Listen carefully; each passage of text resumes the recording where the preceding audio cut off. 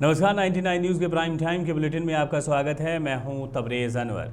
ED के 2 समन के बाद साहिबगंज के जिला खनन पदाधिकारी विभूति कुमार आज प्रवर्तन निदेशालय के जोनल ऑफिस पहुंचे। अपनी बेटी की शादी का हवाला देकर 2 बार उन्होंने ईडी से राहत मांगी थी और फिर 15 दिन का समय मांगा। इससे पहले ईडी ने दुमका और पलामू के जिला खनन पदाधिकारी से भी पूछताछ की गई। ईडी अवैध खनन और काले धन के तार को सुलझाने के लिए राज्य के अलग अलग जिलों के डीएमओ से पूछताछ कर रही है। दरअसल निलंबित आईएएस अधिकारी पूजा सिंघल की गिरफ्तारी के बाद ईडी से हुई पूछताछ में ये बात सामने आई है कि अवैध माइनिंग के काला धन का बड़ा शेयर सत्ता के गलियारे तक पहुंचता है। इसके बाद ईडी ने इस मामले में जांच और तेज कर दी है। धनबाद सदर थाना क्षेत्र के हाउसिंग कॉलोनी में अज्ञात अपराधियों ने ठेकेदार राम प्रवेश सिंह के घर पर दिन के 1:30 बजे फायरिंग की। बताया जाता है कि हाउसिंग कॉलोनी में एचआईजी के प्लॉट नंबर 24 पर बने ठेकेदार के घर पर बाइक पर सवार अपराधियों ने फायरिंग की। फायरिंग करने के बाद अपराधी फरार हो गए। बताया जाता है कि स्थानीय लोगों ने गोली चलाकर भाग रहे अपराधियों को पकड़ने की कोशिश की, पर हथियार का भय दिखाकर वे फरार हो गए। स्थानीय लोगों ने बताया कि दोनों अपराधी गमछे से अपना मुंह ढके हुए थे। घटना की सूचना पर DSP law and order police बल के साथ पहुंची और मामले की जानकारी ली। घटनास्थल पर से 3 खोखा बरामद किया गया है। पुलिस लगातार क्षेत्र में लगे सीसीटीवी कैमरे की जांच कर रही है। तो अपराधी वीडियो कॉल करके मांगते थे या व्हाट्सएप में सीधे मैसेज छोड़ते थे? नहीं, मैसेज भी छोड़े उसको भी नहीं है, पूरा डिलीट कर दिया। लास्ट में हम मोबाइल का उनका नंबर जो है जी। एक बार बात नहीं हुई, गलती से भी रिसीव नहीं हुआ। अब अपराधी नकारा नहीं जा सकता।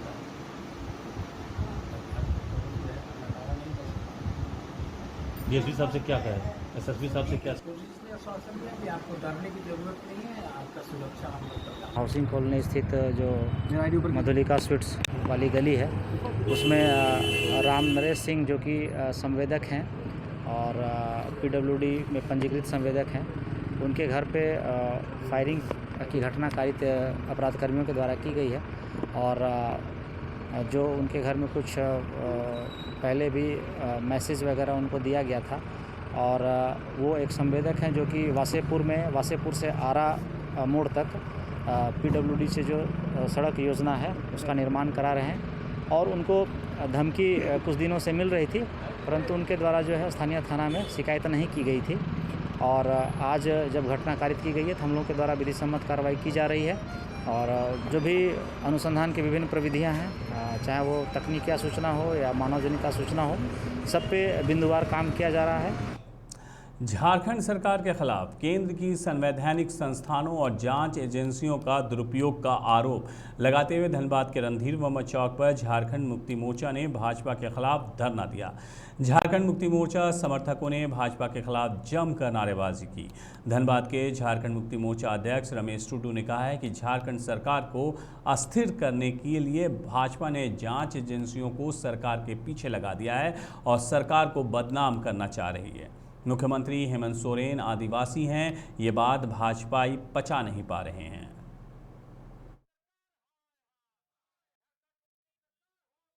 समिति के निर्देशानुसार आज 24 जिला में केंद्र सरकार की जो नीति है, जिस प्रकार से केंद्र सरकार केंद्रीय एजेंसियों का दुरुपयोग कर रही है, जहां जहां पर भाजपा शासित राज्य नहीं है वहां के सरकारों को ये लोग परेशान करने का काम कर रही है। और झारखंड में भी जिस प्रकार से एड़ी चोटी किए हुए हैं माननीय यशस्वी मुख्यमंत्री, जो आम गरीब जनताओं के लिए दिन रात काम कर रहे हैं, कोविड के समय में भी जिस प्रकार से लोगों का जान बचाने का काम किए, अभी आम जनताओं का जो काम यहाँ पर करने का प्रयास हो रहा है, वैसे परिस्थिति में यह जो केंद्र सरकार है इनको पच नहीं रहा है, इनको आदिवासी मुख्यमंत्री पच नहीं रहा है।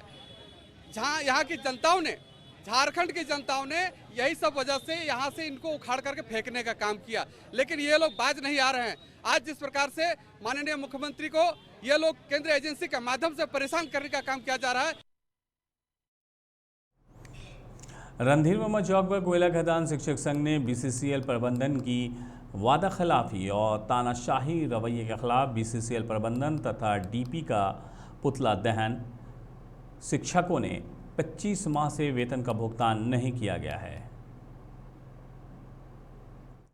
बीसीसीएल प्रबंधन ने 9 मार्च को हुई उच्च स्तरीय बैठक में शिक्षक प्रतिनिधियों से वादा किया था कि कोरोना काल के लंबित वेतन का भुगतान जल्द कर दिया जाएगा, परंतु प्रबंधन अब अपने वादे से मुकर रही है।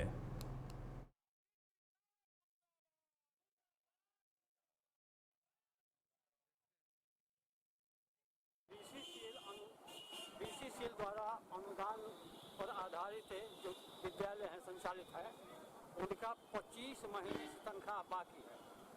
ये सिलसिला कब से शुरू हुआ? जब यहाँ पर GMW आहुति स्वाइन आई और तानाशाह वीपी जो है वो राव साहब आया। वह इतना बड़ा तानाशाह है, इसके पीछे साजिश है कि जो हम लोगों का बकाया रुपया है वो ये लोग गबन कर जाए। विभिन्न तरह से शिक्षकों को टॉर्चर कर रहा है। कभी झारखंड पंचायत चुनाव के तहत देवघर के पालोजोरी में 27 मई को पड़ने वाले वोट को लेकर आज 50 सेक्टर मजिस्ट्रेटों को BDO और निर्वाची पदाधिकारी शिवाजी भगत ने प्रशिक्षण दिया। सेक्टर मजिस्ट्रेटों ने कहा है कि 26 मई को देवघर से पोलिंग पार्टी को लेकर बूथों तक पहुंचाने और 27 को मतदान कराकर मधुपुर में बक्सा जमा कराने तक सेक्टर मजिस्ट्रेट की भूमिका महत्वपूर्ण है। सभी सेक्टर मजिस्ट्रेट से कहा गया है कि वे अपने अपने मतदान केंद्रों का भौतिक सत्यापन कर वहां पर बैठने की व्यवस्था, प्रकाश की व्यवस्था, पेयजल एवं शौचालय की व्यवस्था, बिजली की व्यवस्था, भवन की स्थिति, रैंप एवं मतदान केंद्र जाने को लेकर संपर्क पत्र आदि से संबंधित जांच कर लें, ताकि कहीं कोई कमी हो तो उसे जिला स्तर से अविलंब दुरुस्त कराया जा सके। उन्होंने कहा कि निष्पक्ष और भय मुक्त माहौल में चुनाव को संपन्न कराने में आप सभी का अहम योगदान रहता है।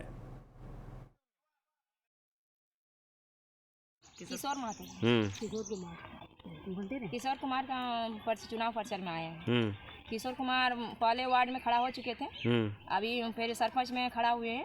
अभी सबके लिए कुछ ना कुछ करते रहते हैं और हर बार करेंगे। उम्मीद है हम लोग का कि जीतेंगे तो कुछ ना कुछ जरूर करेंगे।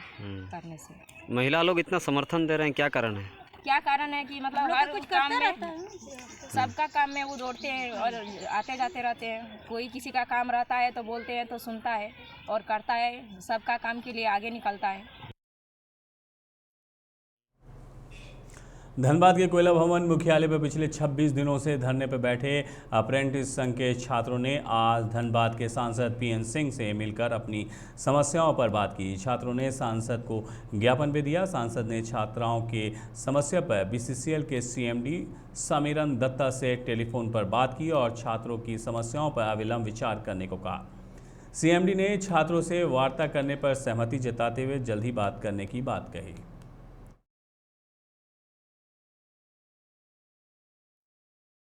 आज 25 दिन से हमारा 300 लड़का हैं एकदम दिन रात पड़े हुए हैं हम लोग, जिसके कारण हम लोग जो है सांसद महोदय से मिलने आए थे।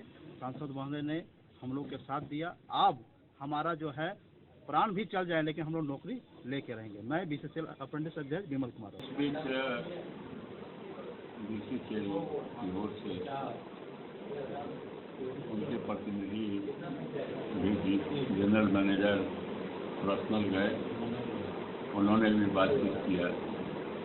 इनका भी 3 सदस्यीय प्रतिनिधि मंडल CMD से भी बातचीत की है, लेकिन इसका समाधान नहीं निकल रहा। आज मेरे पास आए थे, मैंने यहाँ के CMD दत्ता साहब से बातचीत की और उन्होंने कई प्रकार के प्रस्तावना दिए हैं। मैंने उनसे कहा कि आप प्रतिनिधि मंडल से कुछ प्रस्तावना के ऊपर बातचीत कर लें और समाधान निकले। निरसा क्षेत्र में लगातार मौतें होने के बाद भी अवैध खनन रुकने का नाम नहीं ले रहा है।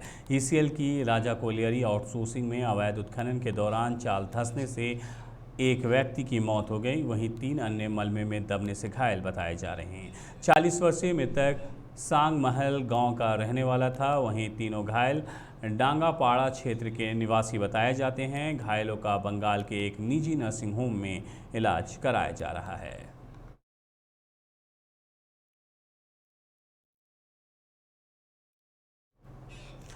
न्यूज़ के प्राइम टाइम के बुलेटिन में मेरे साथ इतना ही। मुझे दीजिए इजाज़त। अपना बहुत ख्याल रखिएगा। नमस्कार।